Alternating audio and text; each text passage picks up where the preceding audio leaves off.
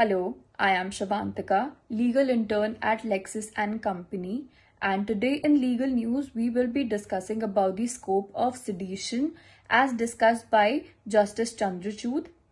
In recent times, many sedition cases have been filed before the court, and taking a sarcastic dig at the same, Justice Chandrachud had questioned whether a sedition case has been filed before the news channels for showing dead bodies being thrown in the rivers. The same came up during the suo motu COVID cases being heard, and senior advocate Meenakshi Arora was to submit guidelines that were to be formulated against the dignified handling of the dead bodies. For the same, let's first understand what sedition basically means. Under section 124A of IPC, whosoever by words either spoken or written or by signs or by visible representation or otherwise brings into hatred or contempt or excites or attempts to excite disaffection towards the government establishment by law in India shall be punished with an imprisonment of life or for which fine may be added, or an imprisonment which may extend to 3 years, or to which fine may be added, or with fine. For the same explanation, the expression disaffection shall also include any kind of disloyalty or any enmity feeling.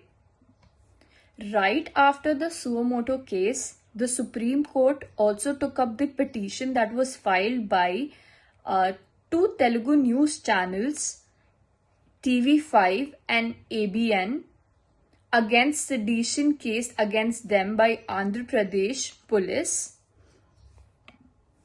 Following this, the court also added that not everything can be sedition.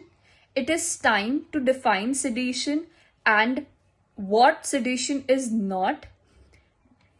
The court also discussed that it is high time to view the ambit and parameters of provision of section 124A and 153A, which talks about promoting enmity between the classes, and also 505 of the IPC, as they require severe interpretation, particularly in context and light of electronic and print media, to communicate news and information relating to the rights, and even those may be critical for the prevailing regime in the part of the nation. Why is it so important that we undermine or interpret the sedition law according to the interpretations that are relevant in the current regime?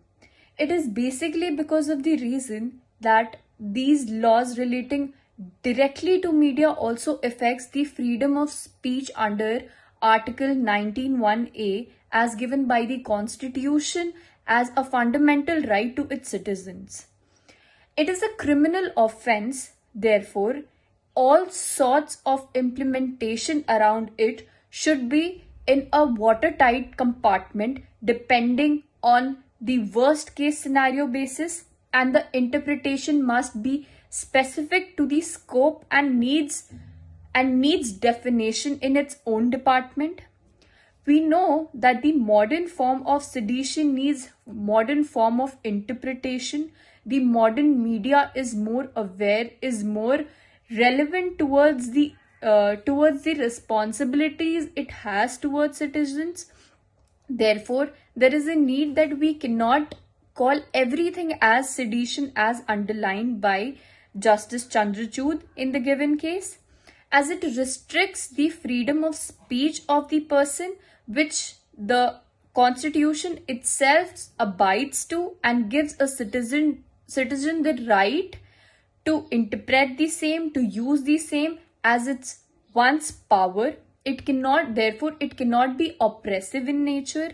Therefore, we need to redefine the boundaries, the boundaries of sedition law Also, why is it so relevant when it comes in turn with the media?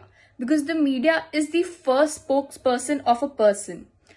It doesn't only provide freedom of expression, but it also is the basic of foundation of many other rights. It is a free press. The free press helps the public to portray their views, to portray their ideas completely, and also contributes to a stronger democracy. Therefore, in the case where the same was discussed, the Supreme Court restrained the Andhra Pradesh government from taking any adverse action towards the two Telugu channels against whom the sedition complaint was basically filed by the police. The aim was again to strengthen the media, to strengthen the voice of the people, and therefore, in reference to that itself, this question was raised by Justice Chandrachud that there needs a new interpretation of what sedition is and what sedition is not.